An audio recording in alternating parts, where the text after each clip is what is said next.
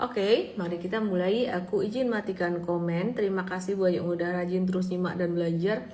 Last Saturday, last weekend aku nge-live-nya, aku M-Trade start-nya benar-benar ini banget ya. 3 jam, oh my god, 3 jam. Kelamaan gak sih? Atau kalian malah senang? Ya. Oke, kita mulai live malam hari ini. Kita start dari IHSG dulu. Banyak yang bertanya, IHSG udah aman belum? IHSG seperti yang aku udah sering bilang, sering kali digerakkan oleh saham-saham berkapitalisasi besar, tapi likuiditasnya kecil sejak era saham-saham yang nggak liquid ya. Jadi bahkan ada saham nggak liquid bisa masuk MSCI, makanya MSCI juga BT gitu. Nah terus kemudian di sini kalau kalian nanya sebenarnya ini lagi kena area support guys. Nah hari ini yang bikin hijau IHSG itu sebenarnya ada saham-saham dari sektor metals, ada Antam, MBMA, Harum, emas dan saham metals lain ya terkait dengan harga emas yang lagi-lagi emas itu menguat. Jadi kapan sih emas ini berhenti menguat ya? Jadi expect-nya turun, nggak turun-turun gitu. Turunnya cuman sedikit. Cuman kalau kalian beli sekarang, aku ngeliat di sini udah mulai ada tanda distribusi di China itu udah banyak yang sell off. Sampai jualan emas tuh nggak ada di platformnya tuh nggak ada likuiditas lagi gitu loh. Jadi pas jualan tuh duit buat ngebeli emasnya tuh nggak ada gitu. Jadi ya kemarin sell off lumayan gede di China gitu pas lagi turun gede itu. Oke, terus hari ini market value kecil sekitar 17,8 T, di pasar reguler 15,8 T, masih yang terbesar saham bumi 1,3 triliun, BCA 1,3 triliun, BMRI 883 miliar, di pasar negosiasi 1,9 T, didominasi saham BCA 530 miliar, Bukalapak 375 miliar, dan Samis 152 miliar. Nah, hari ini asing net sell dengan transaksi segitu tuh asing net sell sekitaran 559 miliar di pasar reguler, yang banyak di net sell asing saham BCA net 714 miliar, BBRI 263 miliar, Bumi 181 miliar, HRTA 36 miliar, dan NJKL 25 miliar gitu. Nah, hari ini aku sebenarnya kepengen ngebahas tentang saham-saham metals itu, tapi aku mau ngebahas juga tentang satu hal yang menarik dari global ya. Jadi kalian pernah tahu nggak sih US Treasuries itu apa?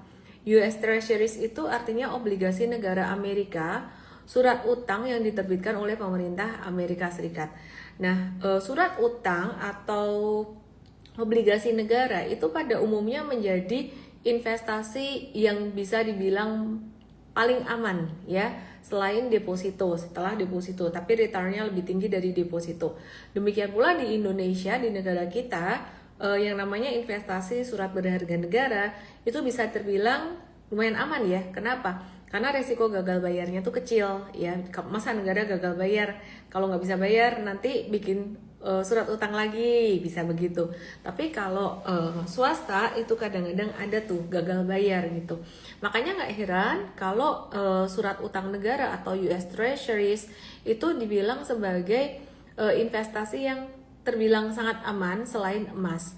Nah, kenapa teman-teman aku mau membahas ini?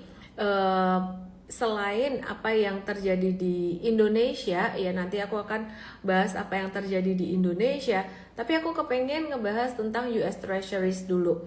Jadi di Indonesia, singkat aja ya buat kalian yang penasaran kenapa hari ini saham banking agak-agak merah, tapi merahnya tidak signifikan. Ini seperti yang kita sudah bahas di live Jumat malam dan juga di webinar M-Trade Start Sabtu kemarin. Saham Big Banks dan BBTN akan merah, tapi volume transaksinya tidak akan terlalu besar terkait dengan downgrade dari Moody's, downgrade outlook, dan ini bukan downgrade rating. Outlook tuh artinya masih ngasih kesempatan untuk 1 tahun ke depan. Kalau rating itu kan downgrade-nya benar-benar sekarang gitu ya. Nah jadi Big Bang hari ini ada turun, BTN juga turun, tapi volume transaksi nggak gitu gede. Nah sekarang aku mau bahas tentang kondisi global yang kita juga perlu tahu gitu. Kenapa? Jadi surat utang Amerika atau yang disebut dengan US Treasuries ini ada sedikit ancaman dari global. Nah, ada ancaman dari China, ada dari India, dan juga dari Jepang. Nah, yang terjadi saat ini, China itu menyarankan untuk regulator keuangan China itu dikabarkan meminta bank-bank di negaranya untuk mengurangi kepemilikan obligasi pemerintah Amerika atau yang disebut dengan US Treasuries. Alasannya kenapa? Alasannya karena resiko terlalu terkonsentrasi dan market yang makin volatile. Maksudnya resiko terkonsentrasi itu ya intinya resikonya bisa makin gede. Nah, dari Bloomberg ya, sumber dari Bloomberg tuh ada mengatakan bahwa bank di China itu diminta buat ngebatasin pembelian US Treasury atau obligasi negara Amerika. Ya, yang baru, dan bagi yang kepemilikannya udah gede itu diperingatkan oleh otoritas atau regulator keuangan China, istilahnya OJK-nya China, buat ngurangin gitu. Disarankan, memang tidak dipaksa tapi disarankan untuk ngurangin posisi US Treasury di Amerika. Nah, kenapa ini dianggap penting sama OJK-nya China, regulator keuangan China? Arahan ini tuh menunjukkan kekhawatiran pemerintahan China sebenarnya bahwa kepemilikan besar terhadap surat utang Amerika atau US Treasuries ini bisa membuat bank-bank di China khususnya rentan terhadap fluktuasi atau volatilitas market. Nah, sejak Donald Trump kembali menjadi presiden Amerika, pasar obligasi itu jadi bergejolak akibat kebijakan perang tarif yang terus berubah-ubah, yang labil, dan rencana belanja pemerintah, tekanan terhadap independensi The Fed, dan juga isu geopolitik. Sebenarnya ini juga menjadi satu kok mirip ya, ada tantangan yang mirip juga di Indonesia, di mana banyak orang yang banyak pihak seperti Moody's yang mempertanyakan kepastian kebijakan dari policy maker di Indonesia, terus kemudian independensi dari Bank Indonesia, mirip ya, jadi mirip-mirip gitu. Nah, apakah itu juga akan berdampak pada surat utang Indonesia atau SBN? Nggak tahu, nanti kita pantau aja. Tapi asing itu memang keluar dari pasar modal Indonesia udah quite a while. Jadi dulu sebelum 2018, sebelum COVID, itu asing tuh di Indonesia tuh bisa 60% dari saham Indo. Tapi belakangan memang domestik yang lebih dominan, bukan karena domestiknya lebih kuat, tapi karena asingnya yang memang keluar gitu. Jadi ada banyak faktor lah yang mempengaruhi. Kita kembali lagi ke Amerika ya. Nah, di saat yang sama status US Treasuries atau obligasi negara Amerika sebagai aset yang paling aman di dunia atau safe haven katanya, dan menjadi daya tarik dolar sebagai mata uang cadangan dunia itu mulai dipertanyakan. Sebenarnya ini juga yang membuat dolar Amerika itu sempat melemah beberapa waktu yang lalu, di mana banyak orang Indonesia mikirnya, yeay rupiah menguat, ternyata enggak. Dibandingkan dengan SGD, AUD, dan CNY dan mata uang negara lain, rupiah tetap melemah gitu loh. Ternyata setelah kita lihat DXY atau mata uang USD terhadap mata uang negara lain, itu yang USD-nya yang memang turun kekuatannya. Nah, kenapa USD bisa begini? Karena salah satunya adalah karena sell off atau penjualan dari US Treasuries. Nah, hal ini tuh penting karena jika muncul signal penjualan besar-besaran US Treasuries atau obligasi dari negara Amerika ini sendiri, maka imbal hasil atau seringkali yang disebut dengan yield itu bisa naik tajam.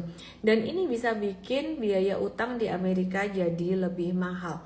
Oh ya, ada satu lagi, kalau banyak negara ngejual US Treasury-nya, artinya mereka menukarkan uang USD itu ya, yang mereka beli pakai USD menjadi mata uang negaranya masing-masing.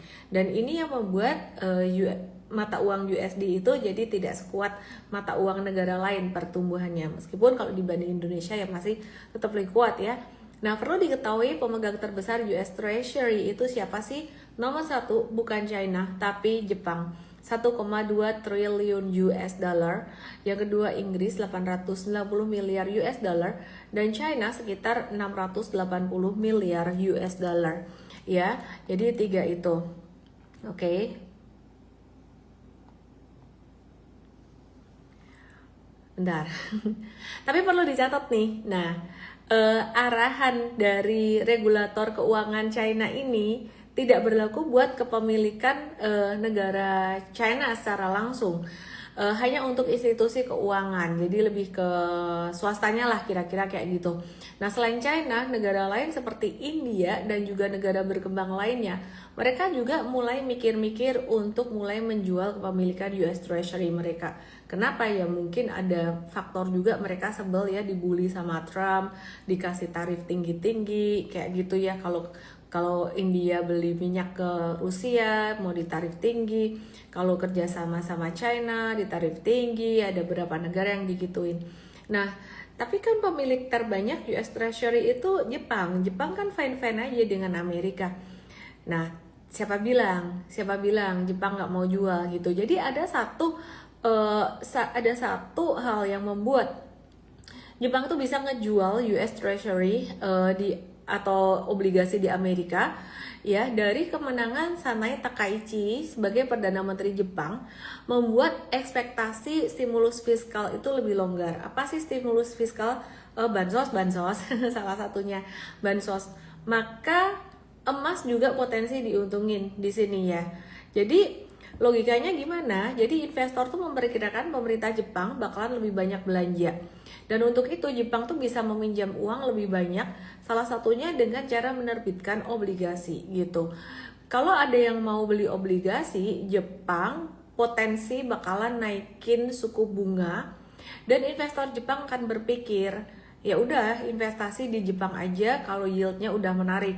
Nah, disinilah memicu potensi penjualan US Treasury. Satu hal lagi tentang Jepang, kalau Jepang menaikkan suku bunga, maka investor-investor dari seluruh dunia yang carry trade, yaitu minjem duit dari Jepang karena bunganya murah dan diinvestasiin di Amerika, termasuk ditaruh di US Treasury atau surat utang Amerika, itu bisa keluar dari Amerika, termasuk dari saham Amerika, dan bisa ditaruh di Jepang atau dimanapun, kira-kira gitu. Oke, jadi Jepang, UK, China, Belgium, Kanada itu pemilik US Treasury yang termasuk yang terbesar gitu ya. Oke, terus yieldnya sih sekarang masih gedean US Treasury dibandingkan dengan Japan Treasury, dibandingkan dengan surat utang Jepang gitu loh. Gitu. Jadi memang belum ada pernyataan resmi sih dari pihak Jepang yang akan menjual aset besar-besaran. Tapi udah ada spekulasi di mana Jepang itu berpotensi untuk ngejual US Treasury-nya karena penyebab tadi itu. Dan China juga bilang nyaranin bank-banknya buat ngejual US Treasury itu, dan itu bisa memicu volatility di pasar Amerika dan juga di saham Amerika. Oke, sekarang kita di Indonesia. Pertanyaannya, kalian mungkin mikir gini, ngapain sih bahas kayak gini? Impact-nya apa buat Indonesia saat ini? Nah, apa impact-nya buat Indonesia? Ya, memang ini belum tentu terjadi. Tapi kalau hal ini terjadi, selain saham Amerika bergejolak, obligasi di Amerika tertekan, dolar tuh bisa bergerak sangat volatile sekali, dan mata uang dunia juga bisa ikut terdampak gitu ya. Kripto juga bisa terdampak, komoditas itu juga bisa terdampak, dan mata uang rupiah juga bisa terdampak. Pertanyaannya, rupiah jadi terdampak menguat atau terdampak melemah? Kalau negara lain yang ngambil US Treasury-nya, itu mereka terdampak mata uang mereka yang pastinya lebih menguat gitu ya. Tapi kalau Indonesia bisa jadi malah kedampak melemah. Ya, kenapa?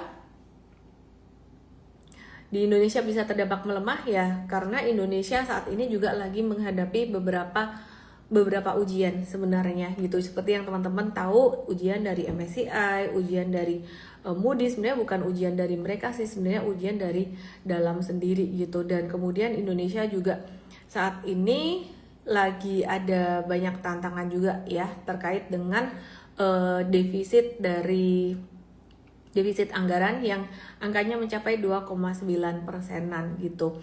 Oke.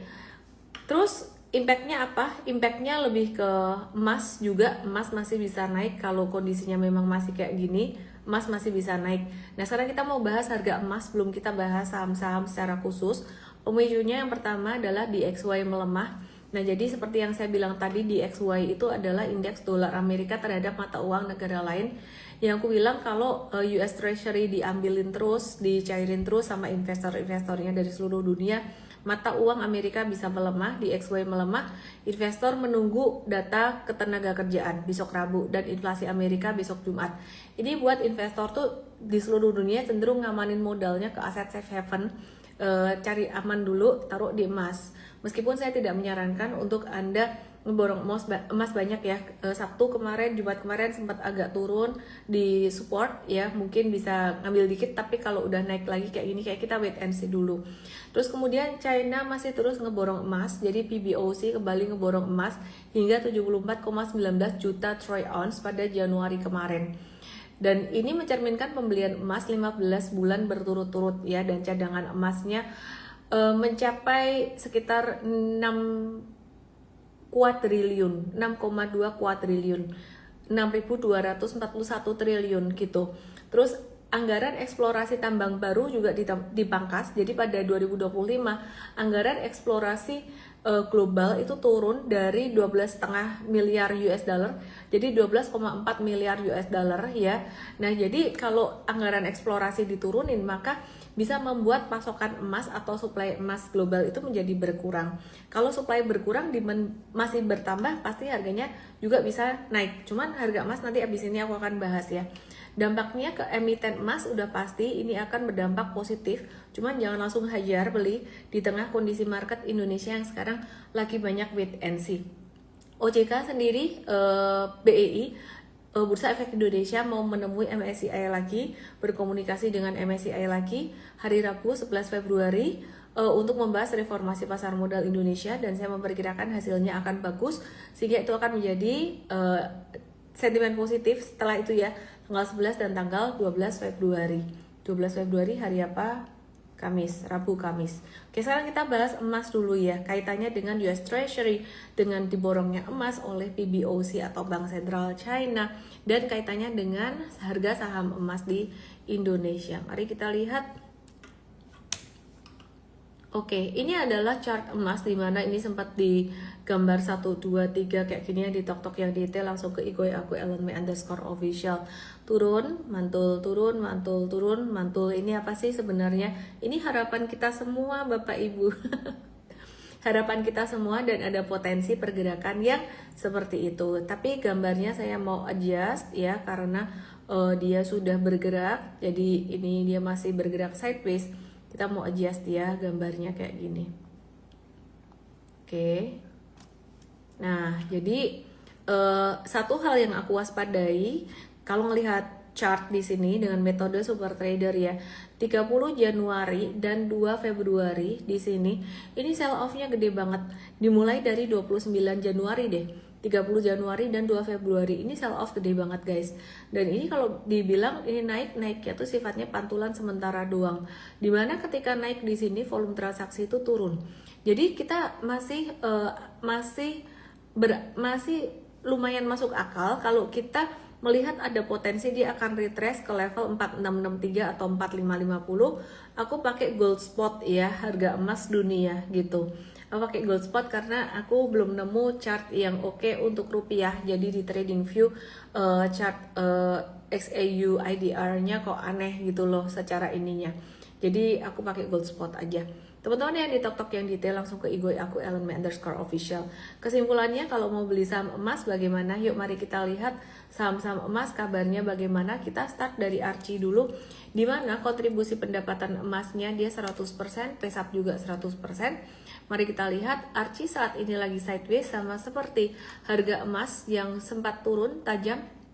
Ini juga turunnya kemarin karena kejutan dari MSCI ya kayak gini. Ini membentuk double bottom. Kita akan watch Archie. Tapi sebagaimana emas yang dia sempat yang kita watch bisa turun, bisa retrace, Archie juga bisa retrace. Semoga dapat di angka 15-10an. Yang di tok-tok yang di ET bisa langsung ke Igoy aku _official. Dan mengingatkan sekali lagi, resiko di market di pasar saham Indonesia masih cukup terbilang tinggi banget, enggak, tapi cukup moderat lah.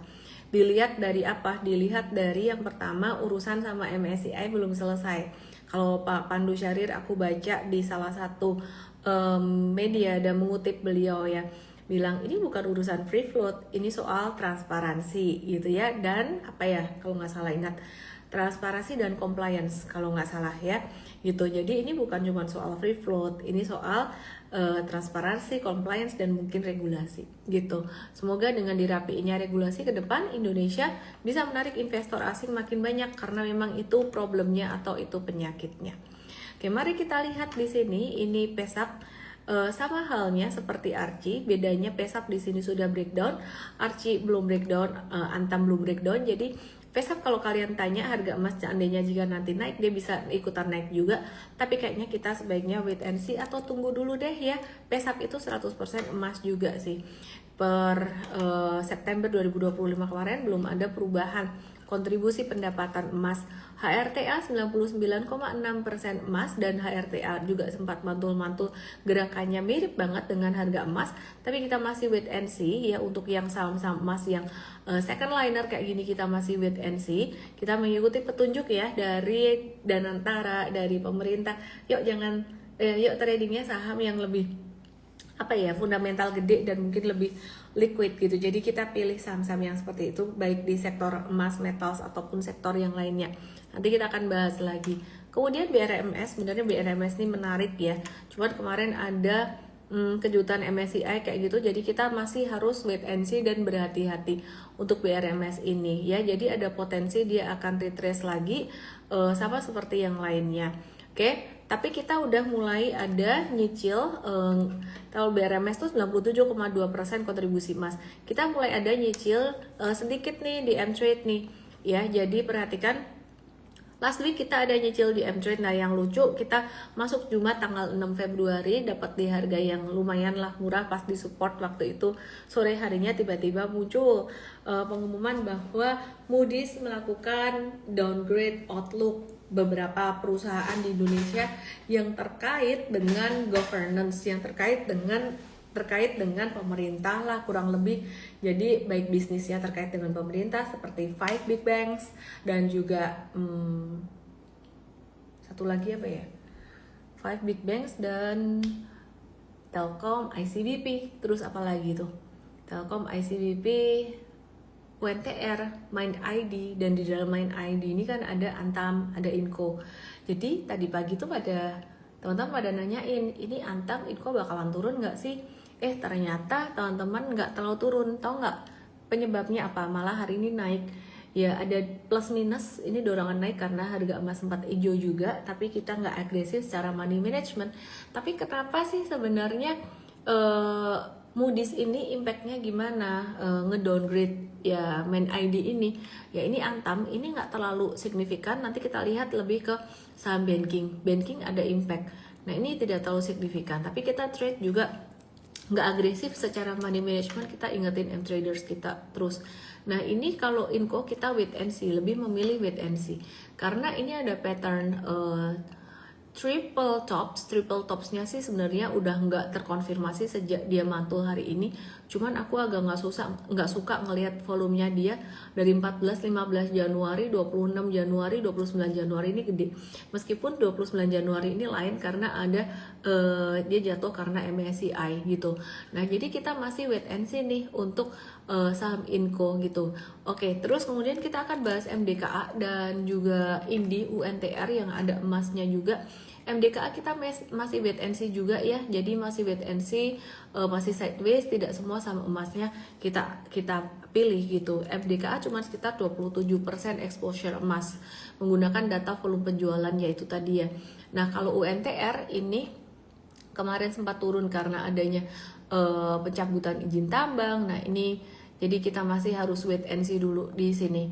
Oke, terus kemudian aku mau ngebahas untuk saham metals yang lain, seperti contohnya Harum Energi yang tadi berada di area support yang kita sudah wait and see juga. Kalau kena di sini kita mau ngetes buy, dan tadi kita ngetes buy, ada potensi seperti halnya saham metals yang lain ya. Harum ini ada batu bara, ada metalsnya, dia berpotensi untuk mantul sampai area 1070-an.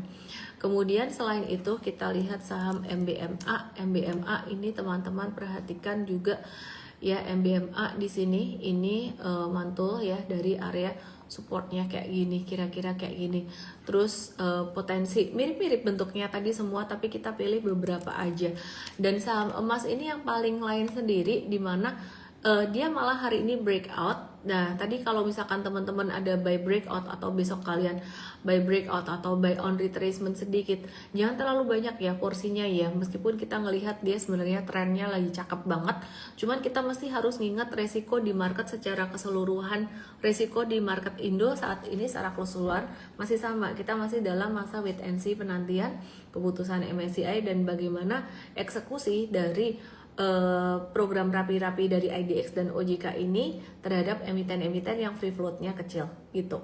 Oke, teman-teman yang di TokTok dan yang di YT, langsung aja ke IG aku @ellenme_official kalau kamu mau lihat chartnya dan pembahasan yang pastinya lebih komprehensif secara visual ya.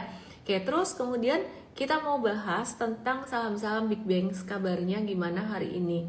Oke, teman-teman perhatikan di sini, aku tadi udah bahas sedikit tentang big banks, di awal aku single dikit, tapi aku mau bahas lebih detail.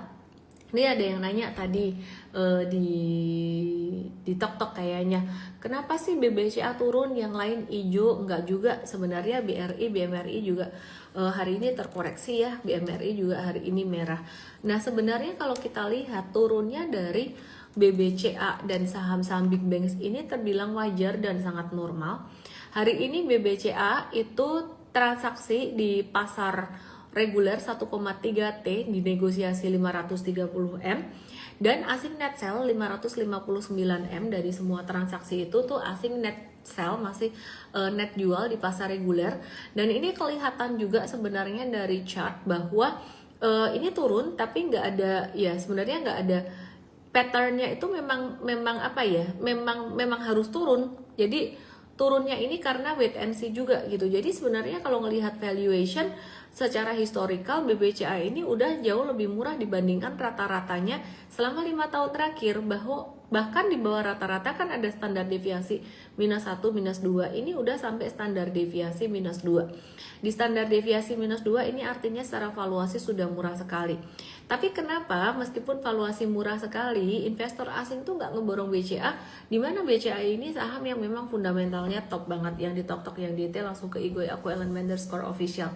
Yang pertama pastinya karena outlook dari BCA sendiri untuk tahun 2026 ini juga masih outlook yang terbilang apa ya, terbilang hati-hati. Memang lebih tinggi pertumbuhan kredit, guidance-nya tuh lebih tinggi dibandingin tahun lalu, tapi tetap terbilang hati-hati. Kemudian yang kedua, kebijakan pemerintah ya, yang kata Moody's masih banyak faktor ketidakpastian, yang itu terang-terangan banget sih Moody's gitu ya. Masih banyak faktor ketidakpastian secara komunikasi dari pemerintah juga, mereka mengharapkan lebih jelas. Dan sekali lagi ini berdampak. Nah, tapi hari ini jatuhnya aku mau kasih tahu kabar baik buat kalian di tengah kabar kurang baik.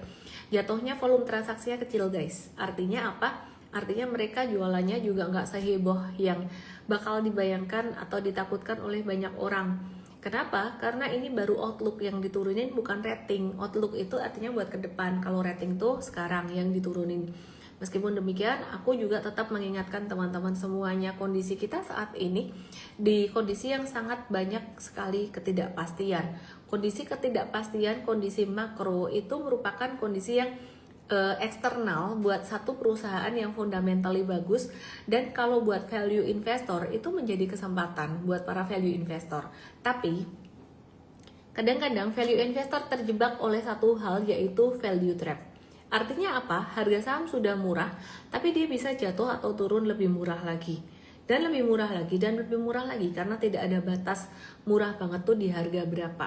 Nah, tapi kalau kalian pakai metode super trader yang bisa dipakai untuk investing atau super investing, metodenya ada dijelasin sebenarnya Sabtu kemarin itu dengan cara nunggu belokan. Jadi nunggu belokan tuh belokannya bukan belokan kecil gini tapi belokan gede, dan kalau ada belokan kayak gini ini menunjukkan bahwa saham ini sudah mulai ada tanda pantulan atau ada tanda pembalikan arah naik, kira-kira seperti itu. Ya, jadi kira-kira seperti itu. Maksudnya apa? Dibandingkan dengan strategi value investing, Yang dimana strategi value investing nggak jelek, strategi value investing bagus, tapi masih ada kemungkinan untuk kena value trap. Pertanyaannya, apakah BCA akan turun jauh lebih dalam dibandingkan dengan level terendahnya pada tanggal 29 Januari di level terendahnya 6375? Kalau aku lihat sih harusnya enggak ya, teman-teman semuanya ya, harusnya enggak ya. Harusnya ini udah valuasi yang sangat murah sekali. Tapi setiap kali aku ngomong itu, bukunya mana ya? Bukunya di sini nggak ya? Oh, nggak di kamarku. Artinya mau dibaca ulang di kamarku.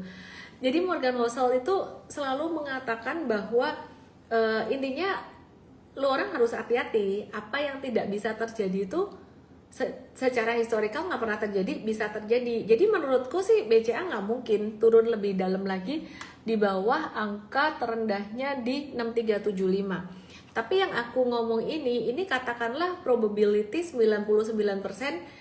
Kalau kata Morgan Housel, bijaksananya dia masih ada kemungkinan 1%. Dan sejak baca bukunya dia, bukan aku mendewakan dia, tapi memang bagus banget bukunya dia yang pertama. Begitu baca yang kedua udah kok agak bosan ya, isinya mirip-mirip. Begitu baca itu terus aku mikir, iya juga ya, banyak hal yang kita nggak pernah perkirakan itu terjadi. Contoh, contoh ya, Unilever dulu siapa yang nyangka sih dia bakalan begitu, nggak ada. Itu institution darling, begitu turun 2018 valuasinya ketinggian, 2020 kebetulan pandemi, dia nggak bisa balik lagi. Sekarang baru dalam tahap pelan-pelan balik atau pelan-pelan recover. Nah sekarang BCA banyak yang nanyain ke aku, bakalan jadi kayak Unilever nggak? Kayaknya sih enggak ya, 99% sih enggak. Dari perusahaannya tuh sehat, baik. Cuman kalau kondisi dari eksternal yang membuat dia turun, nah itu kita nggak tahu. Kan kita nggak bisa ngontrol pemerintah, apa yang diomongin.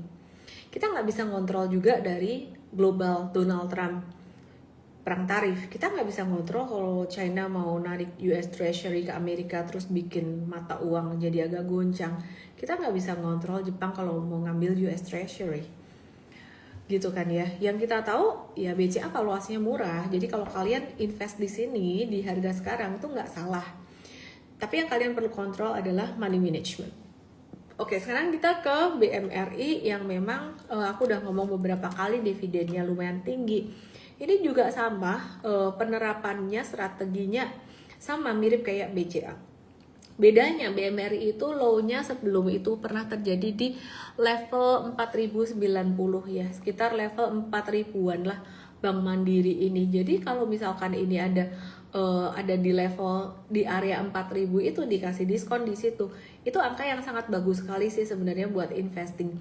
Dan bahkan per hari ini pun secara valuasi, diskon valuasi dibandingkan beberapa tahun sebelumnya sama kayak BCA, sama kayak BRI, bahwa diskonnya lumayan. Cuman sekali lagi, kalau kalian nanya apakah BMRI bisa jebol di bawah 4000, aku perkirakan 90, mungkin 95% enggak terjadi, tapi 5% itu atau bahkan mungkin 1% aja lah, itu bisa terjadi kalau kata Morgan Housel.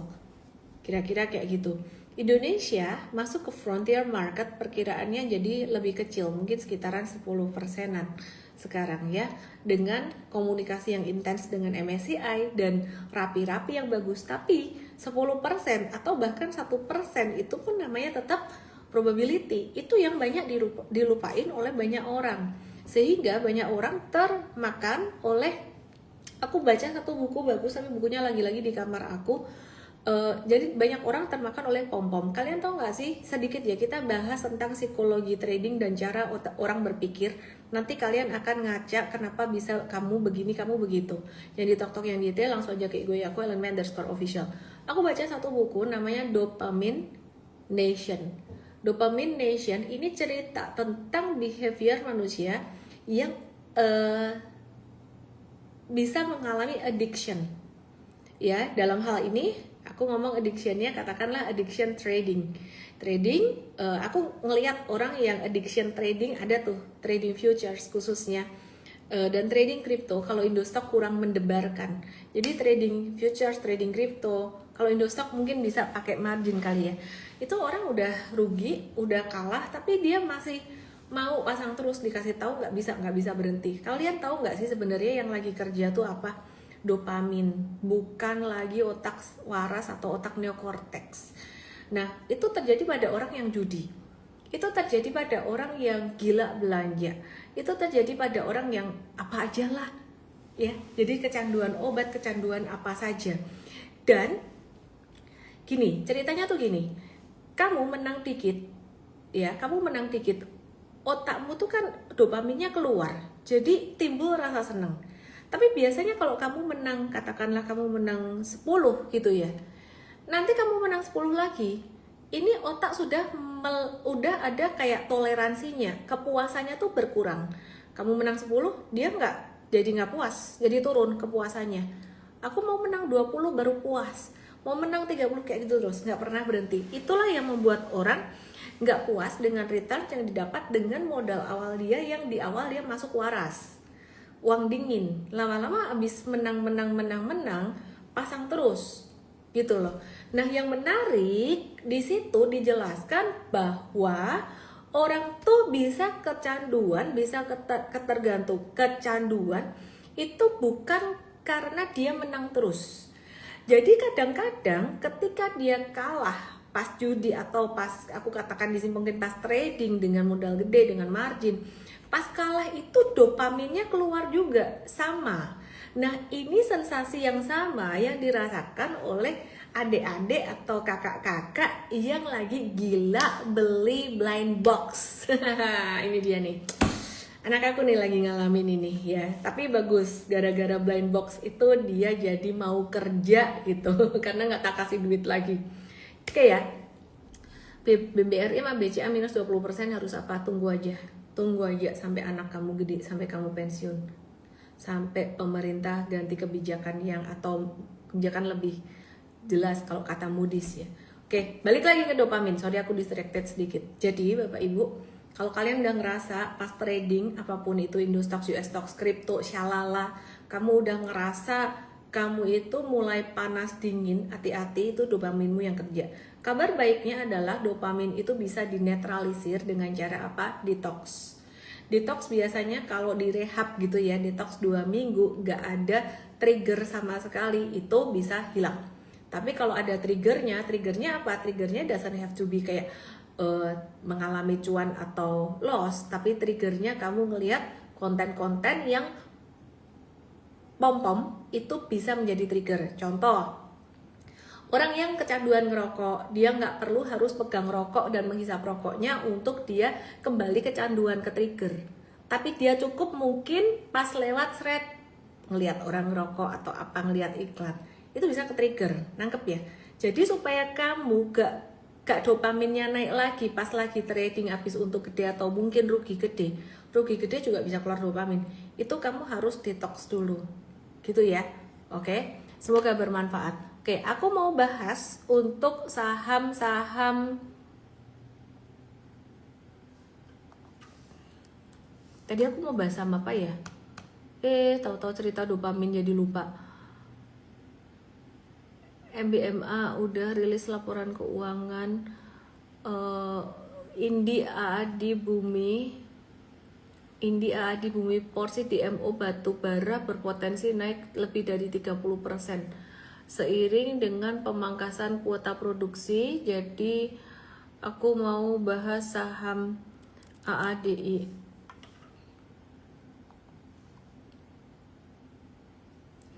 ADI, salah satu produsen yang paling efisien di Indonesia. Ngantuk. Packnya ADI kira-kira bakalan kayak gini. Ini masih bagus, tapi marketnya beneran sepi banget karena kondisinya lagi begini ya. Lagi banyak wait and see dari. Oh iya, sedikit kelupaan. Abis Moody's nanti ada Fitch Rating dan juga S&P yang akan melakukan review ulang kalau saya nggak salah ingat di Maret dan Mei. Jadi itu bakalan ada turbulence lagi kalau misalkan mereka downgrading. Jadi diharapkan semuanya bisa lebih baik ke depan ya. Oke. Jadi kita lihat di sini, ini Adi. Potensinya bentuknya kayak gini guys. Jadi masih akan sideways dulu ya. Terus kemudian bumi ini juga punya izin pertambangan batubara PKP 2B terlama dan menjadi penyumbang royalti terbesar ke negara gitu.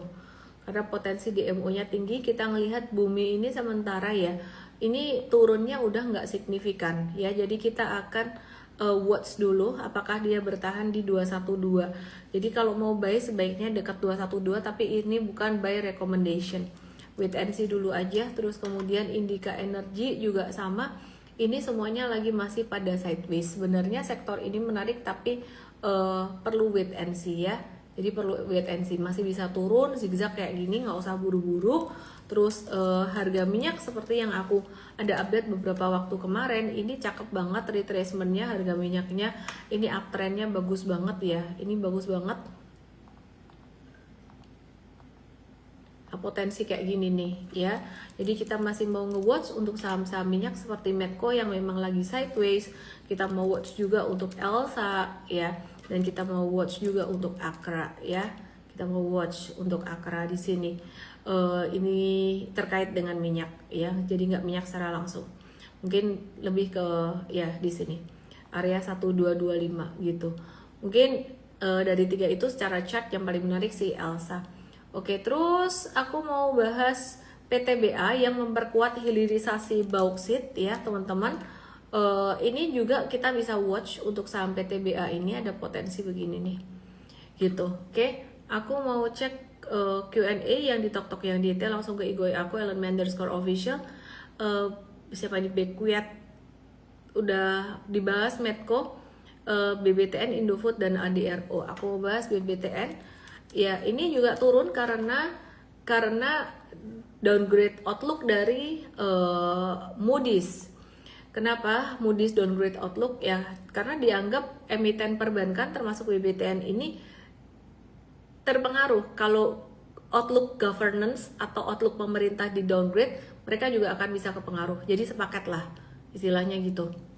Apalagi BUMN. Cuman kita melihat hari ini turun meskipun merahnya lumayan. Warnanya ini ya, ini turun 1,95% doang ya. Kita lihat angkanya cuma 1,95% dan volumenya masih kecil. Jadi ini masih turun normal guys, nggak perlu dikhawatirkan belum ada sell off yang volumenya gede gimana. Oke, terus kemudian apalagi ya yang ditanya tadi, INDF dan ADRO, Indofood dan ADRO.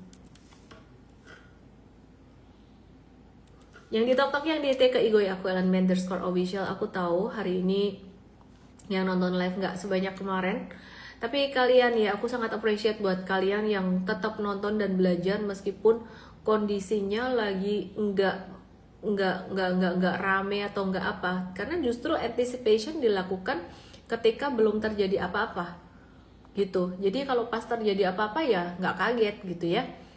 Indofood lagi turun normal aja, lagi turun normal, bisa di watch. Terus kemudian kita lihat UNVR ya, beberapa hari yang lalu kan sempat naik tuh. Hari ini lagi masih sideways, bisa turun, jangan dihajar beli, turun normal.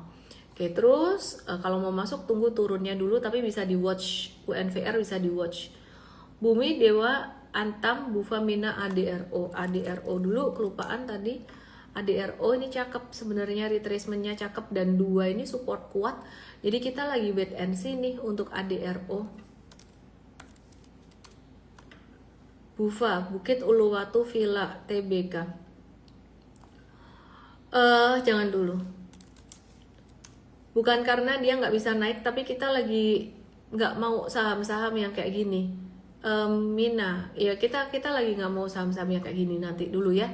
Nanti dulu. Oke, terus kemudian Vidina Tanael, Big Banks udah dibahas, ASII oke, Marcelinus, Sirvan, Tins, MBMA, Elsa oke, ASII bakalan sideways. Wait and see dulu aja, masih bisa turun sedikit.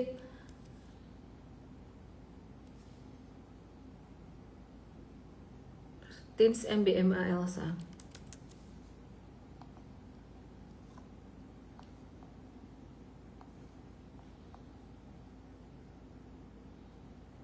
Tins ini breakdown dari uptrendnya.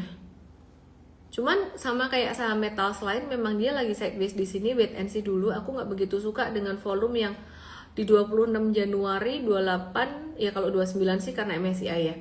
26 Januari itu dia udah sell off lumayan gitu. Nah, sedangkan kalau dari saham-saham yang lain yang tadi kita ada buy, itu patternnya masih lebih cakep sih. Oke, kayak Antam, tapi disclaimer teman-teman, kondisi market lagi begini, jangan terlalu banyak kalau trade. MBMA tadi kayaknya sudah dibahas juga, ya ini potensi membentuk double bottom. Terus Elsa juga udah dibahas tadi. ADRO, AADI, BBCA udah dibahas, Koaguan. Ada Koaguan. Toba, PTRO, Ratu, oke. Toba, PTRO, Ratu. Nggak mau ya, downtrend. Kita nggak mau deh. Kalau ada pantulan buat ngurangin posisi dulu aja. PTRO juga sama ya. Kalau ada pantulan buat ngurangin posisi, bukan buat buy dulu. Ratu sama, kalau ada pantulan buat kurangin posisi dulu. Untuk saham-saham ini jangan borong dulu. ADRO udah dibahas, Olivia, ADMR, Inco, NCKL. ADMR ini menarik. Kita bakalan watch ADMR ya. Free floatnya sebenarnya kayaknya agak kurang deh. Aku lupa ingat, besok dicek di morning briefing deh. Ya, jadi ini di dekat area support juga sih ADMR, kita bisa watch. Tapi masih ngecek free floatnya ya. Untuk LSIP, tadi ada yang nanya LSIP, ada yang masih trading LSIP. Nggak bagus sih, trennya nggak bagus sih, dia sideways di downtrend gitu. Terus ADRO udah, Inco udah, NCKL. Banyak tuh kalian nanya saham-saham mirip sahamnya semua, saham komoditas. Wait and see, NCKL, semua saham metals wait and see semuanya, kecuali yang tadi kita buy sama patternnya lagi sideways di bawah. Wait and see dulu ya. Terus kemudian situasi udah mulai kondusif belum? 50%. Antam, Arci, aku mau jawab pertanyaan Kleto habis ini, bagus pertanyaan dia meskipun simple. Antam, Arci, Pesap, Indofood sudah semua, GGRM, Breeze belum, Bumi sudah, GGRM, Breeze, Inet, Dewa. Terus aku jawab pertanyaan Kleto, pertanyaan dia bagus. Kok jadi ke muka aku? Breeze masih oke, breakout dari double bottomnya, dan ini masih bertahan, masih oke dia.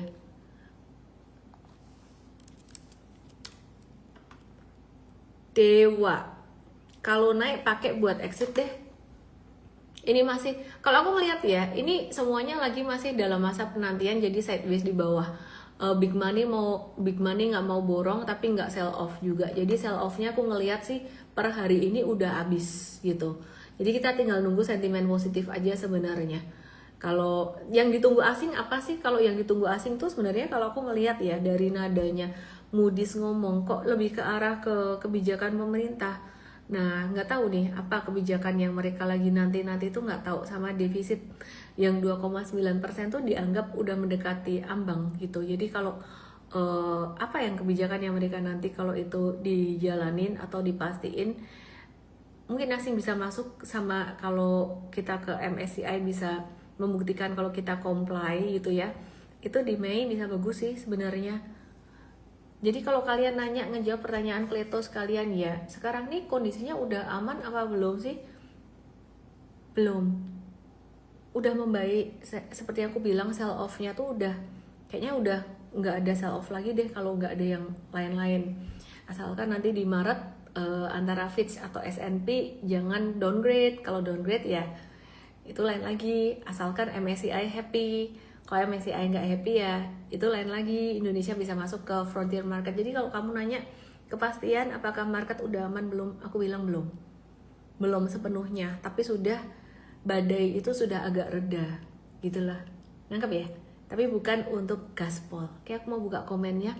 Oke, aku mau kasih tahu teman-teman, tanggal 12-13 September 2026 itu ada workshop Super Trader dan kita masih ada early bird 2 diskon 40% dan ini terbatas.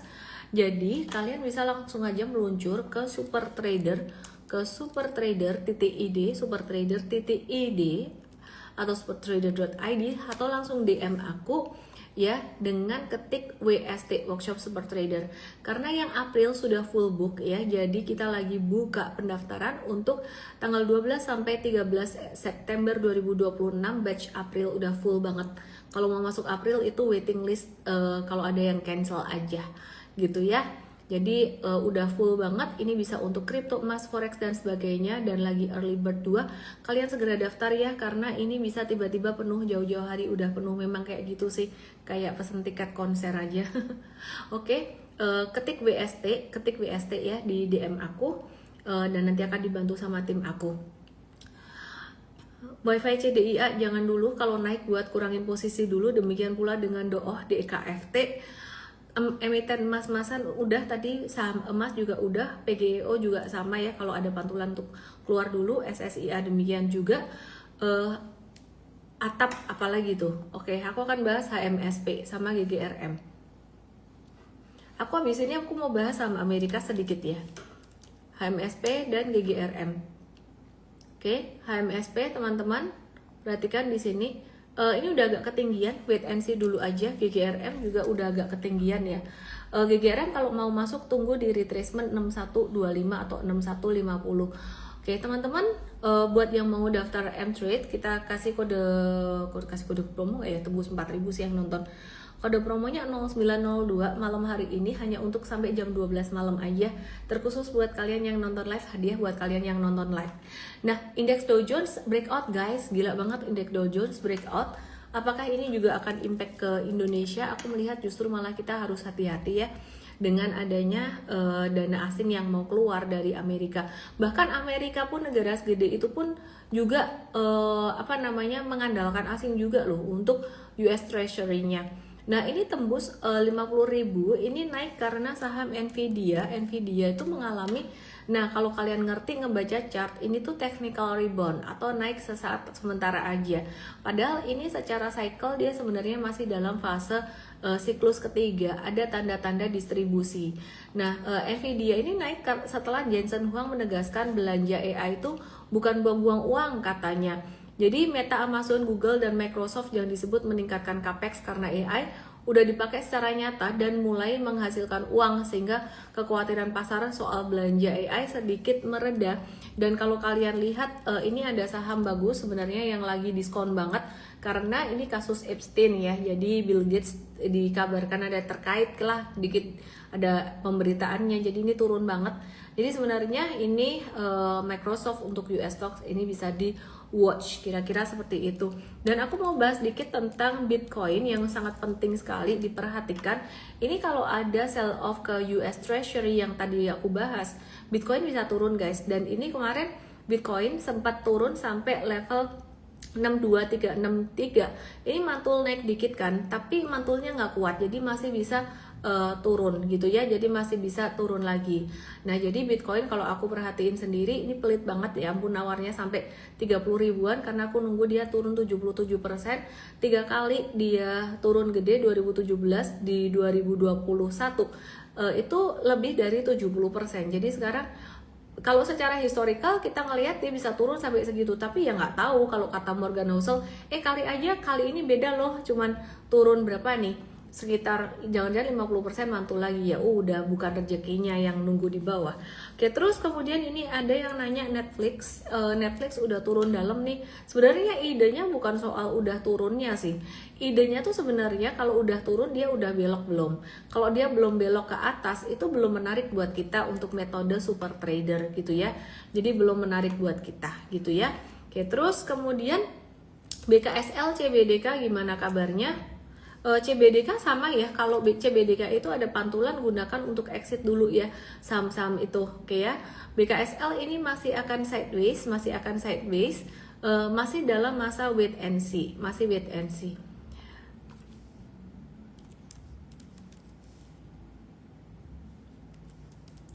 Oke, US stocks ini lagi yang ini tadi ada yang minta dibahasin saham AI ini. Ini lagi downtrend guys, jangan dulu ya. VKTR kalau ada naik kalian cow dulu aja dulu. BRPT juga sama, ICBP juga sudah ya, ICBP sudah aku bahas juga. BSDE bisa di watch, BSDE bisa di watch, sektor properti bisa di watch. Unilever sudah dibahas, BRPT, RPPF aku langsung aja nggak lihat chart pun tahu itu naik, pakai buat kurangin posisi. NSSS ini sama, aduh kalian nggak tahu mana saham yang rebusan mana yang oke lah. BTC bikin pohon Natal ya juga ya, ini udah bukan pohon Natal sih sekarang, sinciaan. BRIS bagus tadi aku udah bahas, bahkan di antara sekian nih yang paling cakep BRIS sama emas sih patternnya. Cuman emas agak ketinggian. TLKM tunggu dulu sebentar. Oke ya, EMTK ada naik, jualin ini pakai buat jual. Enak nonton live Miss Ellen seperti mendengarkan berita terkini dan motivasi. Aku bukan kasih motivasi sebenarnya, aku ajarin kalian untuk realistis ya. Dan aku lagi seneng banget pelajarin tentang human behavior. Aku akan share ke kalian ya kalau aku udah mood buat nulis. Thank you semuanya. Jangan lupa workshop Super Trader 12-13 April 2026 itu ketemu langsung dengan saya. Dan sekarang udah berapa puluh persen seat terisi ya. Intinya sih ini lagi early bird 2, diskon 40%, limited seats, dan kabarnya dari tim saya investasinya bisa naik sewaktu-waktu. Tapi aku masih pengen bahas saham-saham kalian, BRKB dan Google, baiklah aku bahas ya. Aku suka. Selamat malam, Limfu. Oke, lanjut. Aduh, udah mau udahan, belum mandi loh. BRKB udah dekat resistance, start dulu deh, nanggung ya, jangan dulu ya. Mau tahu watchlist US stocks ya, itu ada di M-Trade US Academy. Google lagi break. Nah ini yang banyak orang nggak ngerti. Kemarin naik tinggi loh. Kalian tahu nggak sih ini pakai metode super trader nih, si merah udah patah. Ini bentar lagi si biru patah. Kalau birunya patah ya wis amsyong. Jadinya apa? Ini nanti jadinya masuk ke Jadinya di undo kok nggak bisa sih? Kata di gook ya. Oke kayak gini ya. Ini jadinya bisa gini guys. Bisa apa? Masuk ke stage 4 gitu. Aku mau kasih lihat kalian satu fakta menarik ya. Sebentar nih, perhatiin. Bakri Group udah tak bahas tadi. Bakri Group naik buat kurangin posisi dulu. Nih ya, aku mau kasih kalian satu fakta menarik. USD versus IDR. Rupiah kita pernah nggak sih 15.000 beberapa tahun terakhir? Pernah. September 2024. Abis itu pemerintahan baru, terus dia rupiah melemah. Karena memang biasanya normal sih menunggu kebijakan pemerintah yang baru. Nah ini terbukti pas bulan Oktober di sini juga udah mulai agak mereda pelemahan rupiahnya. Tapi kemudian lanjut terus. Kenapa? Karena ketidakpastiannya bukan cuma dari Indo, dari global juga. Terus ini puncaknya di puncak paling melemahnya tuh kayak level 98 itu di 9 April. Tarif resiprokal. Nah terus perhatiin di sini. Nah, rupiah kalau kalian perhatiin ya, ini sudah mulai mendekati level all time high-nya USD. Gitu. Padahal USD-nya sempat melemah. Jadi ya, aku cuma mau ngasih tahu biar ada awareness aja. Baba ITMG Micron. Yang mana dulu nih? Suka-suka aku ya. Suka aku Micron Technology MU. Oke. Ini masih bisa naik tapi pakai batas ini, turun di bawah merah ini caw aja. Bagaimana dengan Intel dan Kija? Bentar. Intel dan Kija. Intel masih uptrend. Cuman agak ketinggian. Kalau kita di US stock M-Trade US itu pelit loh, belinya, nawarnya tuh pelit loh. Biasanya setelah breakout kencang akan nunggu retracement, dan retracementnya kita bisa, ini contoh ya, ini kan breakout kan ya, kita bisa nunggu tuh di sini. Udah lewat berapa hari breakout tuh kita bisa nunggu di sini dan dikasih kan, gitu. Oke? NCKL udah tak bahas tadi. LPCK kalau ada naik kurangin dulu, kondisinya lagi kayak gini. WiFi juga sama, kalau ada naik kurangin dulu, kondisinya lagi kayak gini, kurang oke. Raja juga sama. Java gak kelar-kelar aku. Lagi disupport sih, tapi sideways trennya. Aku lebih suka metals-metalsan tadi. Properti menanti berita buat properti sih, menarik sih properti sebenarnya. Oke, udah gitu aja ya. Terima kasih buat semuanya yang sudah menemani saya live pada malam hari ini. Seru banget US Talks-nya, dan thank you banget kalian yang teman-teman yang udah ikut US Talks-nya M-Trade, basically M-Traders ID yang naik kelas. Kita belum buka US Talks kita buat umum, permintaannya banyak banget, tapi aku lagi masih mikir-mikir gitu. Teman-teman yang pengen ketemu saya langsung bisa belajar di workshop Super Trader, supertrader.id, linknya bisa ke supertrader.id. Tanggal 12 sampai 13 September 2026 acaranya, dan ini masih early bird. Early bird 2 udah pernah, early bird 1 terus udah pernah, sekarang jadi early bird 2 gitu. Tapi nanti barangkali belum early bird 3 udah penuh. Terima kasih, selamat malam. Dadah.